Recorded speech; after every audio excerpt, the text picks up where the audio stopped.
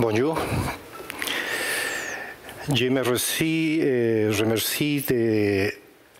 al comité de colloque pour l'opportunité de présenter mon expérience dans la pomme de terre.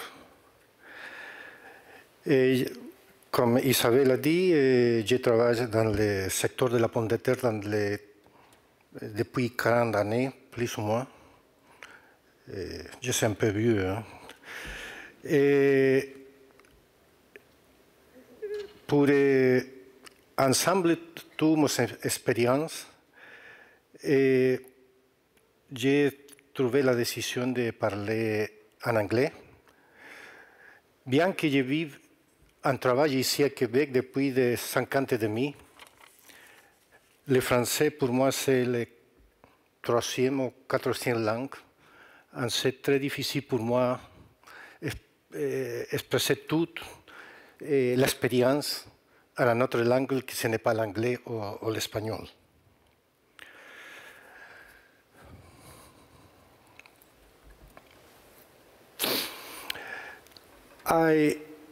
Regarding the presentation plan, bon, concernant le plan de présentation, j'ai dû rendre très clair au début. Bon, le comité m'a demandé de parler de mon expérience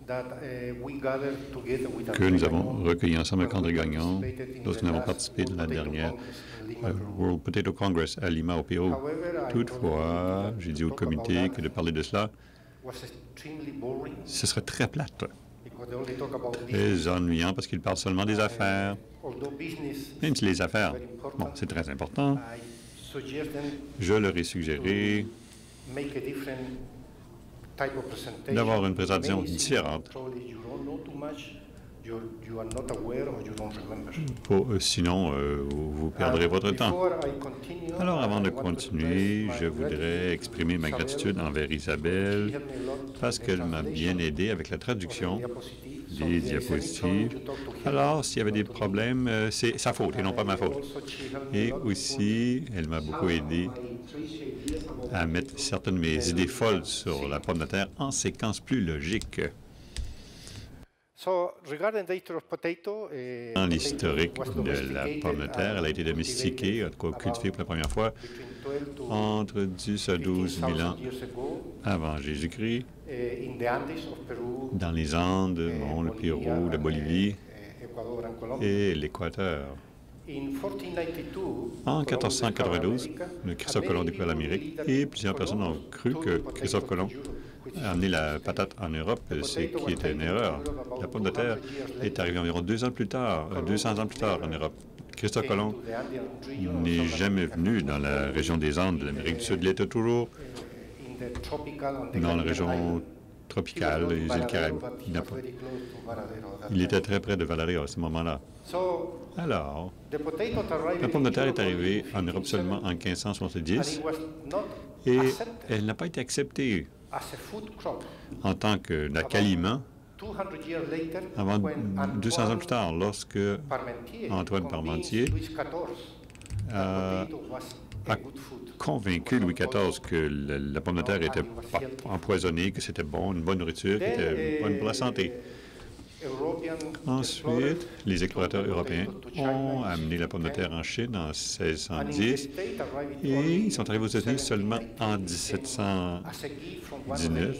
Bon, c'est un gouverneur anglais, ou gouverneur des Caraïbes, qui a été envoyé au gouverneur anglais à Boston. C'était comme un cadeau.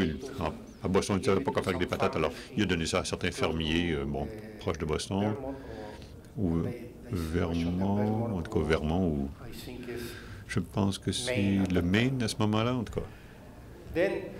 Et ensuite, j'ai mis quelques dates, 1810, ça c'était lorsque les premières patates frites ont été développées en Amérique. En 1855, c'est la grande famine irlandaise où des millions d'Irlandais ont émigré aux États-Unis parce que ont des problèmes avec le mildiou de la pomme de terre. Et finalement, en 1860, la croustille a été inventée à New York pour la première fois.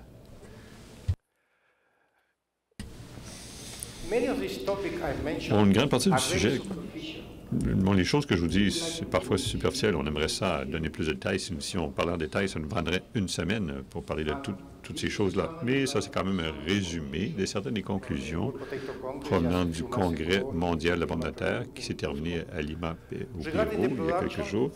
Concernant la production, en 2016, le monde a produit plus ou moins 400 millions de tonnes de pommes de terre. La Chine et l'Inde sont les plus grands producteurs du monde, près de 40 de la production mondiale. Maintenant, pour la consommation, durant les 30 dernières années, il y a eu des gros changements dans la consommation des pommes de terre dans les pays développés, comme l'Europe, les États-Unis, Canada, Australie, Nouvelle-Zélande. Le marché du frais a baissé considérablement durant les 30 dernières années. Les gens, bon, l'épouse n'a plus le temps de faire cuire les pommes de terre ou, bon, l'influence du marché asiatique, bon, la nourriture égyptienne ou chinoise, qui n'inclut pas les pommes de terre. Ceci a diminué la quantité de patates fraîches qui sont consommées. Dans les pays développés, par contre, les pommes de terre transformées ont vraiment augmenté, surtout les pommes de terre frites à cause de l'industrie de la malbouffe. Et dans les pays en voie de développement, là, on parle de l'Afrique, bon, l'Amérique latine, partie de l'Asie, même la Chine, à un certain point. La situation, c'était le contraire. Consommation des pommes de terre fraîches continue d'augmenter dans certains de ces pays et la transformation de la pomme de terre commence seulement. Il n'a pas encore atteint le niveau aussi élevé que dans les pays développés. Bon, un des conférenciers a parlé d'une idée qui a dit que l'année dernière, la valeur des pommes de terre congelées, des patates frites congelées, c'était près de 51 millions de dollars et on s'attend à ce que ça augmente à 3,9 par année durant les 5 prochaines années pour atteindre environ 67 000 millions de dollars. Alors,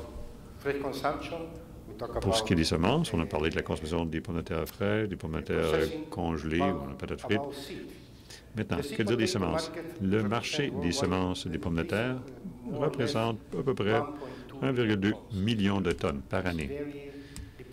Ça dépend d'années, bien entendu, comme par exemple cette année, la production a été très mauvaise en Europe à cause de sécheresse et du climat. Bon, aussi jusqu'à un certain point aux États-Unis. Alors, probablement que le marché va diminuer. Bon, maintenant,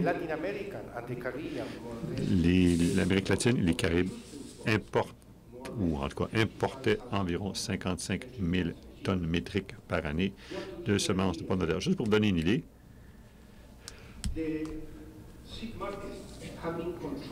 les marchés, durant les 80 dernières années, ont été contrôlés par les Hollandais. Une de ces compagnies agricoles, qui est une des plus grosses compagnies dans le monde pour les semences de pommes de terre, l'année dernière, ils ont vendu environ 320 millions de dollars américains juste en semences de patates. Les plus grands pays importateurs de semences de pommes de terre, c'est le Cuba.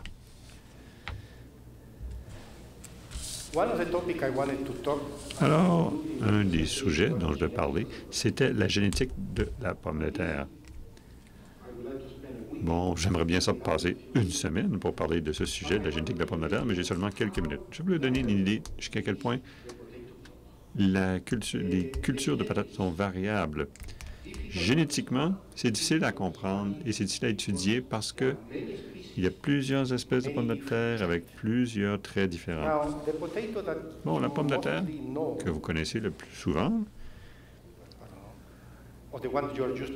celle que vous êtes habitué à manger tous les jours, c'est dans la Solanum tuberosum, l'espèce Solanum tuberosum, qui a une sous-espèce qui est la Solanum indigena. Normalement, on l'appelle la pomme de terre européenne. Parfois, ça s'appelle la pomme de terre chiléenne parce que une des théories, c'est que le Solanum tuberosum est arrivé en Europe, mais provenant d'une partie de la Patagonie. Il y a une autre école de pensée qui dit non, non, la première pomme de terre, c'était une autochtone, une andéenne, qui, grâce à la sélection, est devenue la Solanum tuberosum. Alors, la tuberosum est une pomme de terre qu'on voit partout dans le monde, sauf dans les pays des Andéens. Bon, dans les 1970 et 80, le Centre international de la pomme de terre a fait de la recherche avec 3 des plus grands centres de recherche sur la pomme de terre dans ce moment-là, pour essayer de chercher d'autres sources de toute variation, d'autres génétiques pour la pomme de terre. Alors, Stan Pelequin au Wisconsin, aussi Frank Haynes en Caroline du Nord. Bon, ces gens-là ont fait des recherches. Aussi, dans le cas de Cornell, c'était de commencer à faire l'élevage pour inclure plus d'indigénas dans les Solanum tuberosum. Dans le cas du Wisconsin, ils travaillaient plus avec les généticiens pour travailler avec des versions diploïdes ou triploïdes ou pentaploïdes. La chose intéressante que je dois vous montrer ici, c'est un de ces pommes de terre. Bon, Cornell, c'est devenu le centre de distribution pour des millions de semences qui ont été dans tous les pays en voie de développement. Bon, il y avait beaucoup d'argent. Bon, les semences à ce moment-là, environ 250 scientifiques qui travaillaient juste sur la pomme de terre. Et il y avait du personnel partout dans le monde qui faisait la promotion de la production de la pomme de terre. Bon, un de ces clones, bon, le C88, il est rendu en Chine. Je pense qu'ils ont aussi des gènes de notre espèce sauvage parce qu'ils ont la résistance à plusieurs types de maladies de la pomme de terre. Et cette pomme de terre-là a été utilisée en Chine en 2012. Aujourd'hui, la Chine a 1,5 million de hectares de C88 en production. L'autre partie qui est intéressante à propos de la génétique de la pomme de terre, c'est les espèces sauvages. Bon, les espèces sauvages de pommes de terre, bon, il y a 2 grands groupes. Un groupe qu'on appelle les cultivés, bon, autochtones, qu'on trouve dans n'importe quel marché, à Lima, au Pérou, à Quito, à l'Équateur. Et les non cultivés sont les vrais sauvages, celles qu'on trouve. Bon, il faut marcher dans les montagnes pendant une semaine pour en trouver une plante. Alors, la génétique de la pomme de terre, bon, les espèces sont divisées selon le nombre de chromosomes. Bon, tuberosum, c'est un tétraploïde. Bon, vous connaissez bien ce type de pomme de terre. C'est celle qu'on cultive ici, aux États-Unis, en Europe, et ainsi de suite. Bon, maintenant, ce qui est intéressant, c'est que les diploïdes, triploïdes et pentaploïdes, il y a même un groupe de hexaploïdes que je n'ai pas mentionné ici parce que c'est encore plus compliqué. Ces autres types de pommes de terre changent presque à chaque année. Dans les années 80, le International Potato Center, où on fait une collection d'espaces sauvages, c'est 3500 obtentions. Aujourd'hui, c'est seulement 1000 parce qu'avec les nouveaux outils comme la biologie moléculaire, le génie génétique, la génomique, on a diminué cela parce qu'il y avait plusieurs qui étaient mal classifiés ou c'est des doubles. En tout cas, ce groupe-là, au total, représente près de 90 du potentiel génétique de la pomme de terre pour l'avenir. Bon, le Solanum tuberosum, c'est seulement de 1 à 2 de même que l'indigéna. Si vous prenez, par exemple, une des espèces, Solanum guignocalix ou même si seulement 150 espèces, chaque espèce, comme Stenotomum, a plusieurs variétés différentes. Alors, le Solanum,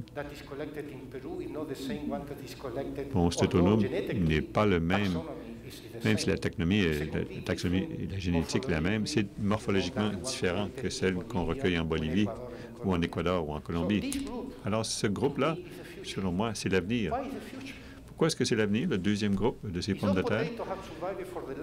Bon, les pommes de terre ont survécu pendant 1 million d'années. Il y a une raison.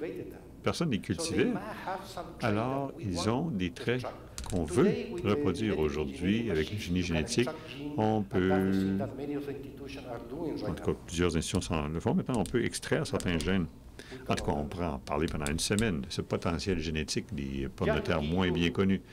Mais juste, en tout cas, j'essaie de résumer les grandes différences entre le Solanum tuberosum, le pomme de terre que vous voyez partout, dans l'autre salle, bon, surtout, même s'ils ont déjà un peu d'indigénat, parce que plusieurs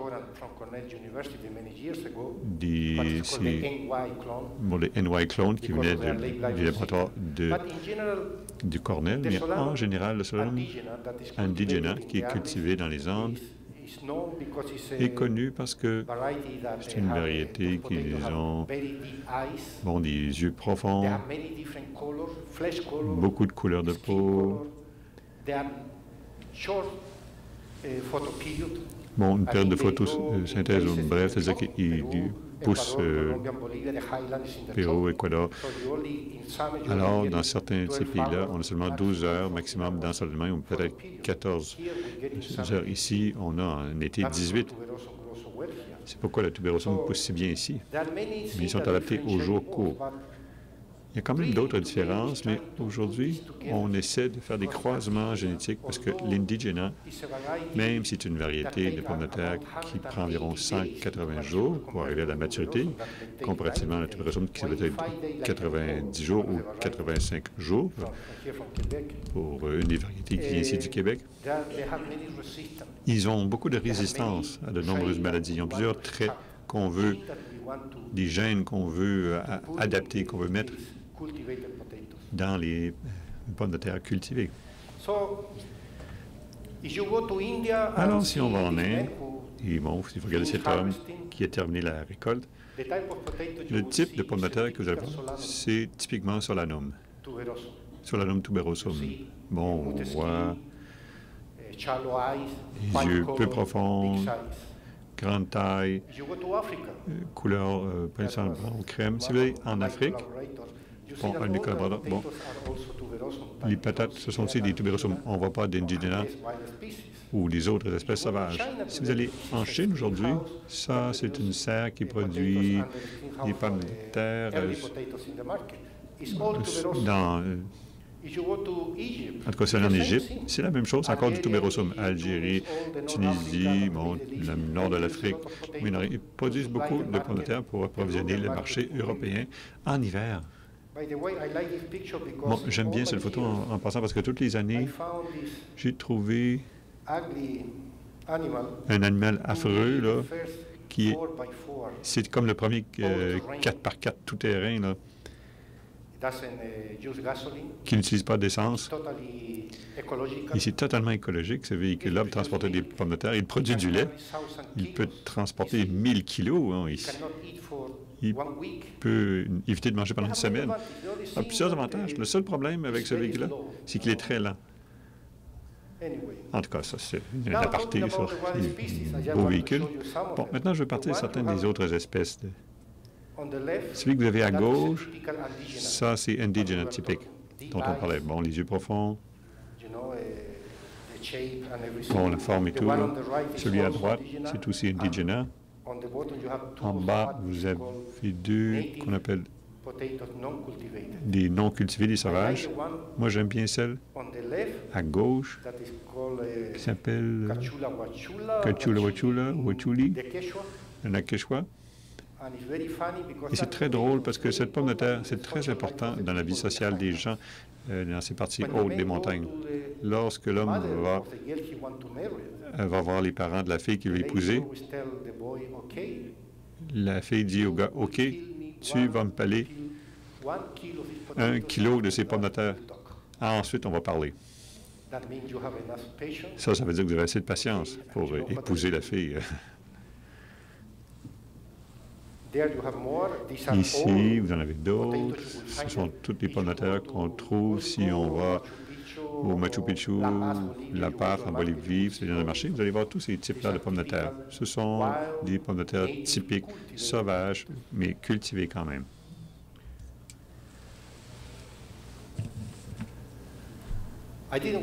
Je ne voulais pas inclure ce sujet parce que ce sujet est tellement controversé qu'ils m'ont dit d'en parler à la dernière minute. Mais en tout cas, le réchauffement climatique.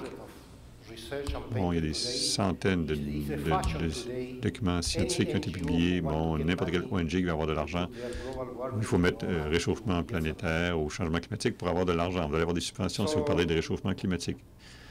Mais quand même, dans cette réunion-là, il y avait 2 présentations de gens qui vraiment savaient de quoi ils parlaient. Mais la chose importante qu'il faut garder en tête lorsque vous parlez du réchauffement climatique, c'est que toutes les publications scientifiques sont basées sur des modèles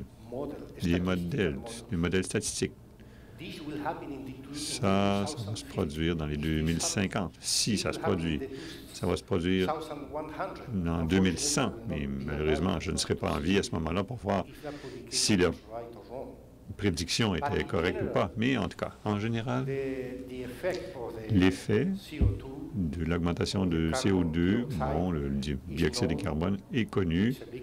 C'est un gros problème. En ce moment, la concentration dans le monde, c'est entre 350 à 410 parties par million. Certains articles scientifiques disent que si le CO2 dépassait à 550 ppm dans les 20 ou 30 prochaines années, d'ici 2050, par exemple, la température va augmenter à peu près de 3 Celsius à cause de l'effet de serre causé par le dioxyde de carbone. Je ne serai pas ici en 2050, mais en tout cas, ceux qui vous êtes encore en vie en 2050, envoyez-moi un courriel au ciel et je vais voir si les prédictions étaient correctes. Bon, le GIEC, c'est une organisation beaucoup plus sérieuse. Eux, ils disent que pour l'an 2100, le groupe d'experts intergouvernemental sur l'évolution du climat, ils disent que si le réchauffement n'est pas bloqué, on s'attend à ce que la température va augmenter de 1,8 à 6,4 Celsius d'ici 2100. La conclusion, le conférencier a dit que une température de plus de 30 Celsius va avoir un effet négatif sur la production des pommes de terre. Moi, ce gars n'a jamais été en Afrique ou au Moyen-Orient parce qu'eux, ils font pousser des pommes de terre avec 45 degrés Celsius ou 40 ou 38 Celsius durant la période chaude de la journée. Parce que lorsque vous obtenez 40 durant la journée, durant la nuit, c'est 12, 10 Celsius. Vous allez quand même avoir une bonne production. Alors, toutes ces publications-là causent beaucoup de controverses parce que c'est basé sur des modèles, des estimations, des prédictions. Quels sont les principaux effets anticipés lorsque la température va augmenter de 3 ou de 2 ou de 5, quoi que ce soit? Bien sûr, il va y avoir moins d'eau pour l'irrigation. Aussi, plusieurs des ravageurs vont augmenter et les zones de production vont diminuer en taille. Bon, si vous lisez certains des articles provenant du Canada, c'est le contraire. Parce que 3 Celsius de plus, je viens de lire un article qui a dit que l'agriculture, la ligne agricole va augmenter de 300 km vers le nord. On va avoir plus de territoire pour faire pousser les cultures. Alors, comment est-ce qu'on gère ce réchauffement climatique? Le plus habituel, c'est, il faut déplacer les zones de production. Bon, si c'est trop chaud, on va plus au nord. Lorsqu'on lit un de ces articles scientifiques sur les réchauffements climatiques, il faut dire bien clairement, il faut regarder s'il parle de la partie centrale de la planète ou la partie du nord ou l'extrême sud. Parce que les différences sont très importantes. Les effets ne sont pas les mêmes partout. Une autre chose, c'est qu'il faut mieux utiliser la ressource de l'eau, parce que l'eau va être encore plus rare. Heureusement, ici au Canada, nous avons beaucoup d'eau, jusqu'à maintenant en tout cas. Et il va falloir aussi avoir un programme de développement variétal pour avoir des cultivars plus résistants à la sécheresse, aussi adaptés à la chaleur et d'autres des cultivars résistants à différents parasites et maladies. En tout cas, c'est un long sujet. Bon, maintenant, on va commencer à parler de ce dont on voulait vraiment parler. Qu'est-ce qui se passe avec l'Amérique latine et les Caraïbes? Dans le marché de la transformation, bon, le Caraïbe, l'Amérique latine, c'est très difficile d'avoir une nouvelle variété pour les croustilles, parce que Frito-Lay contrôle la production des croustilles dans la plupart des pays, et ils ont leur propre variété. À moins que vous ayez une variété absolument contrôlée, Frito-Lay va vous la voler. Pour ce qui est des pommes de terre frites congelées, McCain aussi contrôle la plupart des pays. Ils ont une immense usine à Belcasse, en Argentine. Ils ont une autre usine qui est en train de construire au Brésil. En tout cas, même si en Amérique latine, il y a des très bonnes variétés pour la consommation fraîche, il n'y a aucune variété pour la transformation. Et ça, c'est très important. C'est là où nous entrons en jeu. Il n'y a rien pour le pommes de terre de transformation, surtout les pommes de terre frites. En 2017, ça c'est une statistique de l'année dernière, le Chili a importé en pommes de terre frites congelées 120 millions de dollars. Brésil, 95 millions de dollars en pommes de terre frites congelées. Pérou, près de 45 millions. Équateur, 27 millions. Uruguay, 23 millions. Parce qu'il n'y a pas de production locale pour les pommes de terre frites congelées. L'usine de McCain en Argentine ne fournit pas assez. Alors, tous ces pays-là importent surtout des pommes de terre frites congelées de l'Europe. Alors, quels sont les besoins de pommes de terre dans certains de ces pays-là? Dans le cas du Brésil, en ce moment, le besoin principal, c'est une variété pour les pommes de terre frites. Ils ont une très bonne variété hollandaise, comme Agatha, Astérix et Mona Lisa, Maladona. Mais il n'y a aucune variété pour les pommes de terre frites. Le Chili, même chose. L'Uruguay ne s'intéressent pas à la transformation. Ils sont un pays trop petit, trop pauvre. Et ils veulent seulement des pommes de terre de table, de consommation. Et ils aiment seulement les poros, les chieftains. Ils n'accepteront pas des patates avec les pommes, avec des peaux blanches, même si c'est la meilleure au monde. Bon, le marché, les épouses qui vont faire le marché à l'épicerie n'en prendront pas. Venezuela, qui passe à une période très difficile, politiquement et économiquement. Les frites, c'est le besoin principal. J'expliquais plus tard pourquoi. République dominicaine, même chose que l'Uruguay, surtout la peau blanche, comparativement à l'Uruguay. Ils n'aiment pas la peau rouge pour les pommes de terre. Je ne sais pas pourquoi. Il y a des mentalités. Lorsqu'on pèle la patate, si on pèle la patate, on s'en fiche de la couleur de la peau, mais en tout cas, c'est le marché, c'est comme ça. Et au Cuba, ils ont seulement besoin des pommes de terre pour nourrir les gens, n'importe quel type de pommes de terre.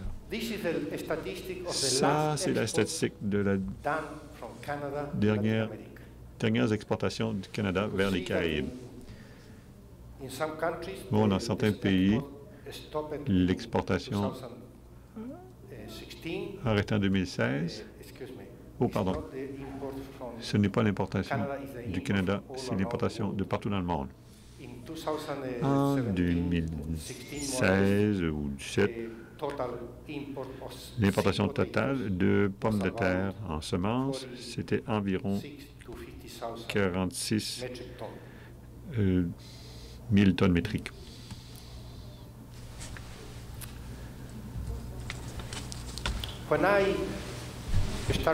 Lorsque j'ai commencé à travailler avec Proges en 2013, après quelques mois, j'ai dit à André Gagnon, j'ai dit « Ah, vois-tu André, J'ai vu que tu as une bonne occasion maintenant. Il y a un gros marché en Amérique latine. Alors, il m'a dit, c'est quoi ça? Bien, les pays qui ont le contrôle sur les exportations de pommes de terre du Canada, bon, le président, leurs exportations diminuent et dans quelques années, ça va être zéro, ce qui est le cas en ce moment. Il n'y a pas une seule pomme de terre qui est exportée maintenant vers l'Amérique latine. Il m'a dit, eh bien, comment allons-nous faire concurrence aux Hollandais ou avec des compagnies comme Jamico de France ou Solana de l'Allemagne? Eh bien, j'ai dit, vous avez des bonnes variétés. Ces variétés, surtout celles qui sont produites par le CRLB, personne ne les connaît à l'extérieur des États-Unis. Je pense que vous avez des très bons produits. Vous avez un immense potentiel pour l'exportation de pommes de terre de semences canadiennes vers l'Amérique latine et les Caraïbes. Eh bien, il m'a dit, bon, le United States Potato Board essaie de faire la même chose. Et je dis, oui, mais ils n'ont rien fait. Ils ont mis beaucoup d'argent en Amérique latine durant les 5 dernières années. Alors, il me dit, mais pourquoi? Eh bien, ils n'ont pas les contacts. Et nous avons les contacts. Parce que j'ai travaillé là pendant 15 ans. Tous les gens qui travaillent dans le domaine de la pomme de terre, ils ont été formés soit à Cornell, Wisconsin, bon, je les connais tous. Alors nous, ici, nous avons une occasion d'affaires. En plus de cela, je lui ai dit, le Québec a de très bons protocoles pour la certification, autant fédéral que provincial. Les cultivateurs sont très bons. Bon, ils sont technologiquement avancés, ils savent ce qu'ils font. Alors, je lui ai dit, c'est juste une question de commencer à le faire pour augmenter nos exportations vers l'Amérique latine, les Caraïbes. Et finalement, en 2012, les exportations de pommes de terre de semences canadiennes ont baissé d'environ 36 000 tonnes métriques à moins de 3 000 tonnes métriques en 2017. Ça, c'est celle que nous avons envoyée. Le Québec est le seul aujourd'hui qui envoie des pommes de terre en semences à l'Amérique latine. Alors, pour faire ceci, j'ai dit non seulement André, mais d'autres personnes, j'ai dit, nous avons quelques questions. D'abord, on n'a pas d'expérience internationalement, sauf pour les États-Unis. On exporte seulement, surtout aux États-Unis. Les États-Unis, c'est très facile pour vous parce que vous avez beaucoup d'ententes avec la LINA. Bon, il y a toutes sortes de protocoles pour la collaboration. Mais pour envoyer une pomme de terre au Chili ou au Brésil, ça, c'est une autre paire de manches. Alors, ce qu'on a essayé de faire, c'est de mettre dans la tête des gens qui prennent les décisions ici que, comme par exemple, si moi, je vais envoyer une variété comme Campagna qui vient de l'Ébuchon ou Periwonka ou une autre comme ça, à tout pays en Amérique latine, c'est une nouvelle variété, donc il faut que ça soit certifié. Ça, c'est une loi partout dans le monde. Pour enregistrer une nouvelle variété, ça va peut-être prendre de 2 à 4 ans, dépendamment du pays. Ça va peut-être coûter, bon, ça pourrait être pas cher, mais ça pourrait coûter beaucoup d'argent. Pour enregistrer une variété au Brésil, ça coûte près de 12 000 $. Une variété. L'enregistrement et la protection. Mais le marché est là. Alors, l'autre chose, c'est qu'on ne peut pas commencer simplement d'envoyer des échantillons. Non, il faut avoir un partenaire et le partenaire doit être... Bon, ça peut être une compagnie de semences locales, bon, par exemple, au Brésil, ou ça pourrait être une institution gouvernementale représentée par... en tout cas, il faut avoir un partenaire local. Ça, c'est un autre problème qu'il faut trouver. Il faut trouver des partenaires. Et moi, je dis, j'ai quelques contacts, que ce ne sera pas un problème. Aussi, il faut respecter, il faut avoir les permis d'importation. Normalement, c'est pas, on n'a pas besoin de faire ça entre le Canada et les États-Unis, mais chaque pays Bon, chaque pays met leur déclaration supplémentaire. Ça signifie que le permis d'importation va peut-être dire, OK, le pomme de terre qui vient de telle région du Québec, qui n'a pas de nématode, par exemple, il n'y a pas de telle autre maladie ou tel autre ravageur, mais en même temps, ils vont mettre une déclaration supplémentaire. Et PVY ne peut pas être plus que 2 ou tel autre, la gale, ou en tout cas, dépendamment du pays. Alors, le pays peut rajouter ça sur déclaration supplémentaire. Et ça, il faut le savoir, toutes les exigences à respecter. En plus de ça, il faut un certificat phytosanitaire de l'ACIA. Il faut aussi coordonner toute la documentation d'exportation. Bon, ça, c'est incroyable de bureaucratie, non seulement en Amérique latine, mais aussi ici, c'est beaucoup de paperasse. Bon, il faut avoir une facture, certificat d'origine. Si vous n'êtes pas à la Chambre de commerce de la Sainte-Croix, bon, il faut être membre. Et il faut avoir une liste d'emballage. Mais le plus important, une fois que votre semence arrive dans le pays, votre variété a été acceptée et qu'elle est commercialement protégée, lorsque le bateau arrive, il faut que quelqu'un de votre équipe soit là pour qu'ils ne me disent pas « Ah, les pommes de terre sont déjà toutes pourries », parce qu'ils veulent avoir l'argent d'assurance, ils ne veulent pas planter vos patates. Alors, André m'a dit, où qu'est-ce qu'on commence?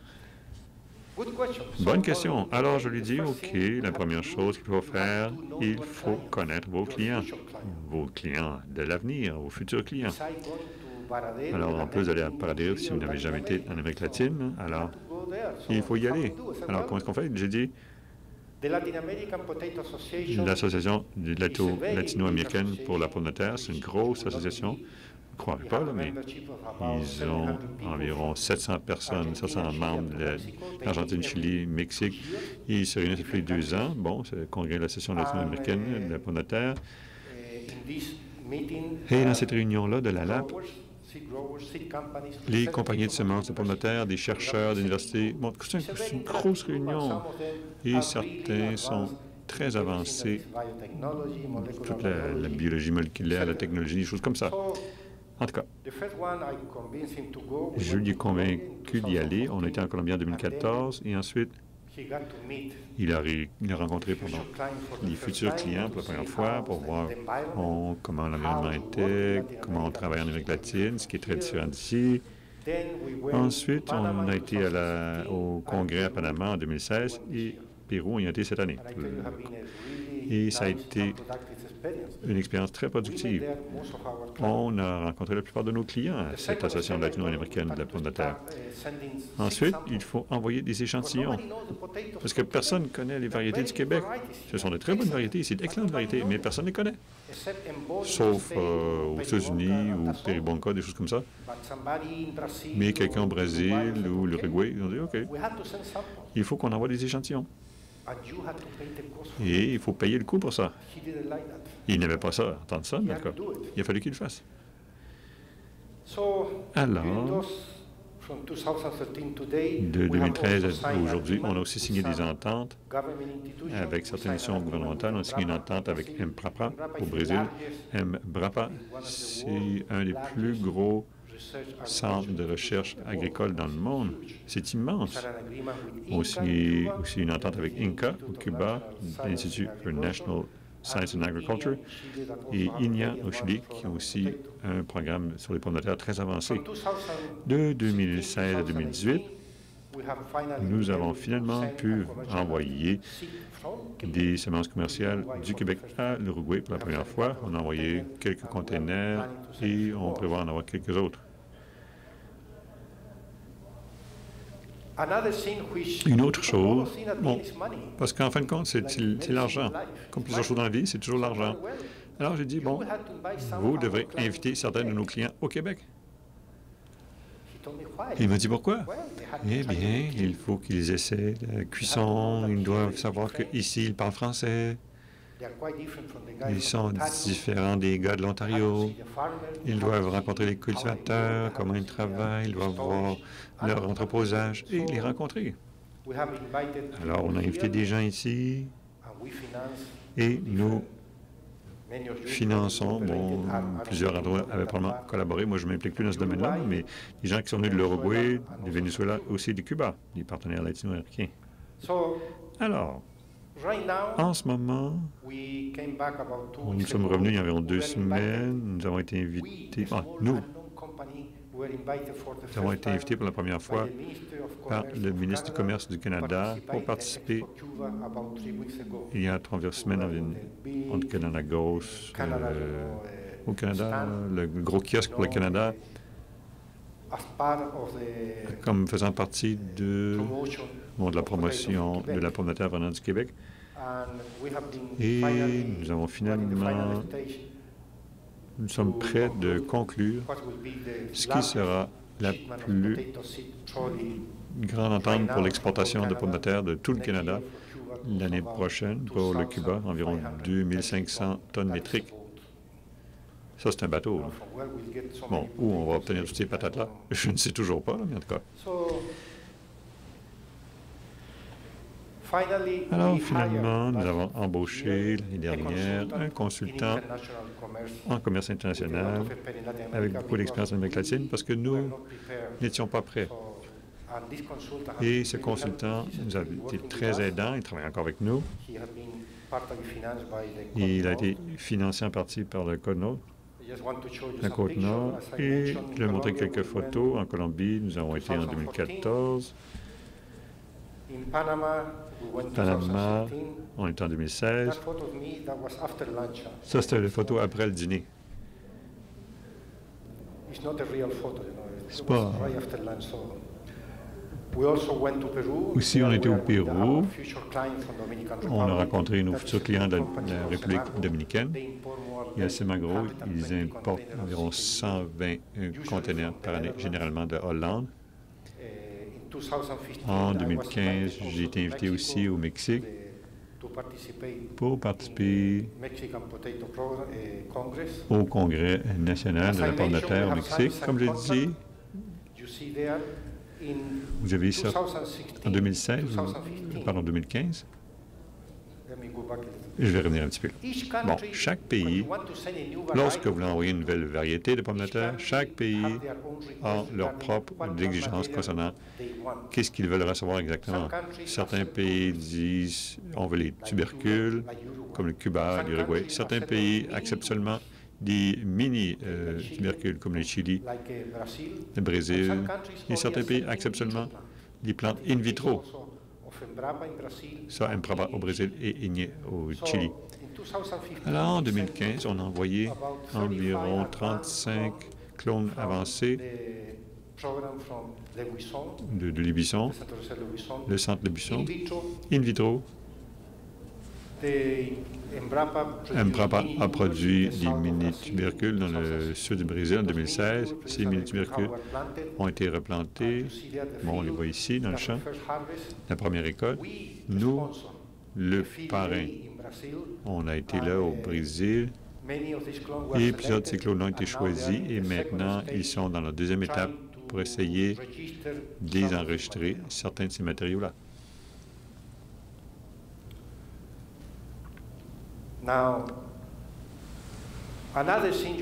Une autre chose qu'il faut faire, le marché est si concurrentiel. Bon, surtout les Hollandais, ils sont tellement bien organisés, ces Hollandais. NIBA, bon, ça c'est une grosse différence. NIBA, le groupe, 12 compagnies de semences en Hollande.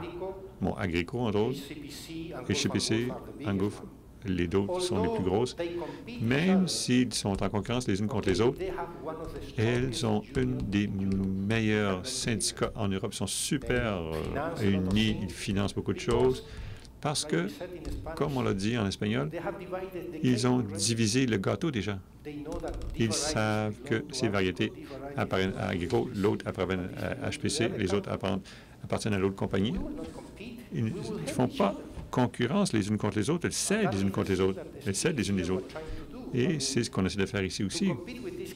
Pour se battre contre ces compagnies-là, il faut avoir une très bonne organisation, comme, bon, avec le Potato Board du Nouveau-Brunswick ou le Potato Board de l'Alberta, qui est très fort, ou le United Potato Board. Mais seul, c'est très difficile financièrement pour ce qui est de personnel et ainsi de suite de faire concurrence aux Hollandais. Mais, bon, vous voyez ici une des photos où il y avait des fermiers. Dans chaque pays, on aime aller voir les agriculteurs pour voir de quoi ils ont vraiment besoin. Parce que le gouvernement, comme au Cuba, parce que c'est le gouvernement qui achète au Cuba. Le gouvernement dit, on veut ça. Mais c'est peut-être pas ce que les agriculteurs veulent vraiment, là. Un autre gros contrat qu'on vient de signer l'année dernière, c'était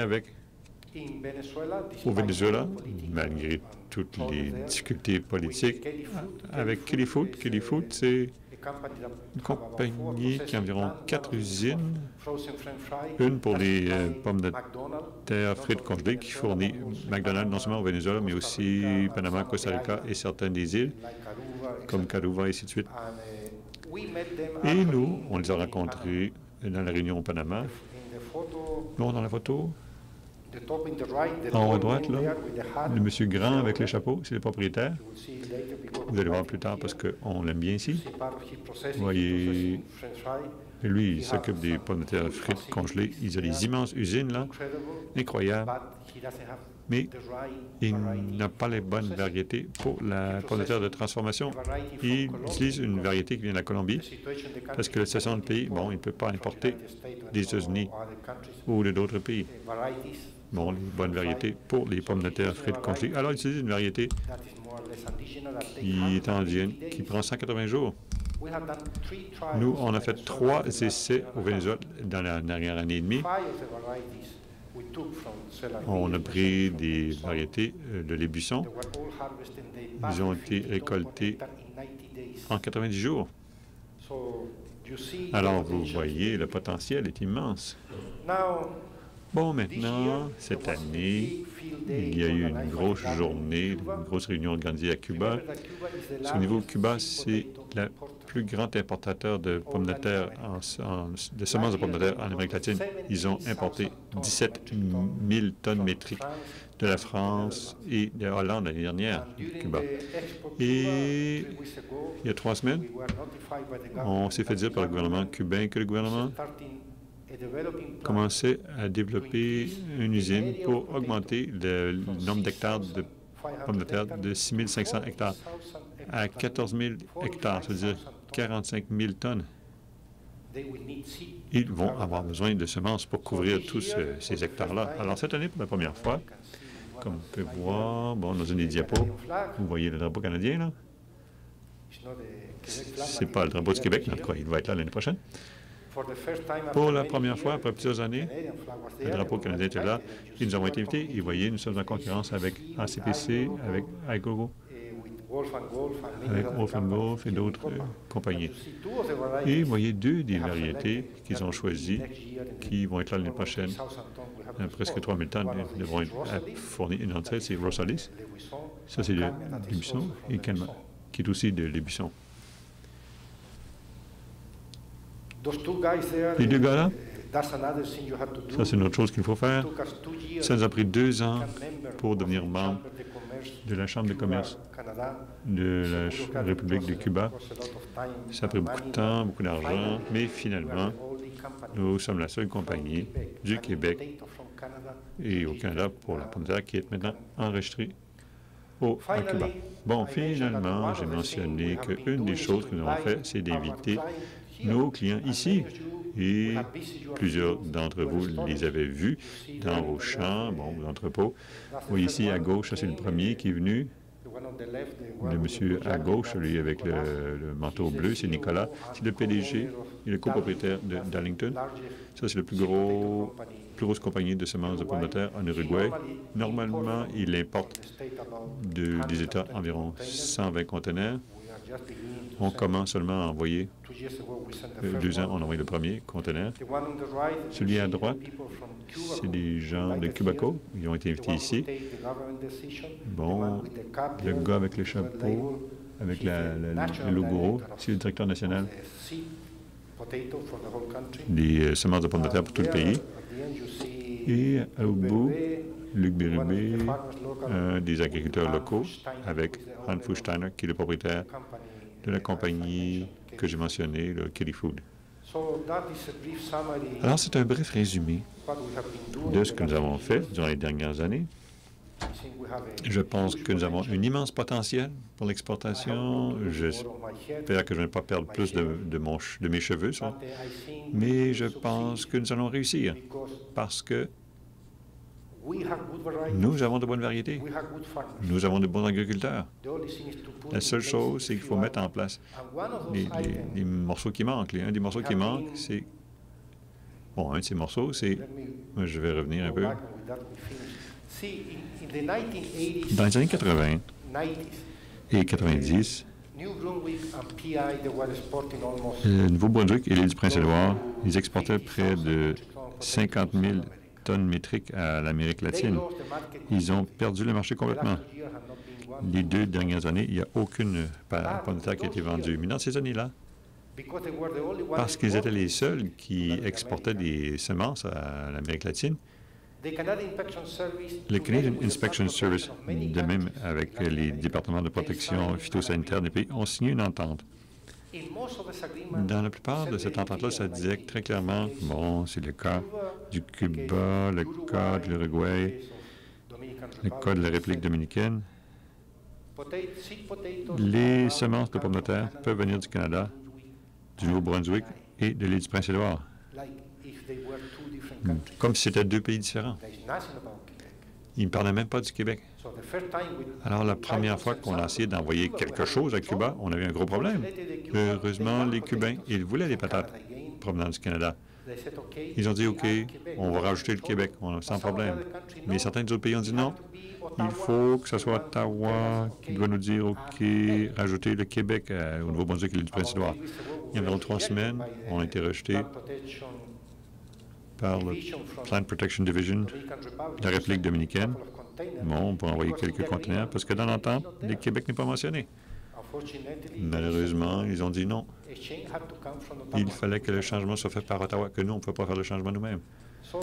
Alors, bon, vous voyez, c'est une tâche difficile, mais nous avançons quand même. Merci beaucoup pour votre attention.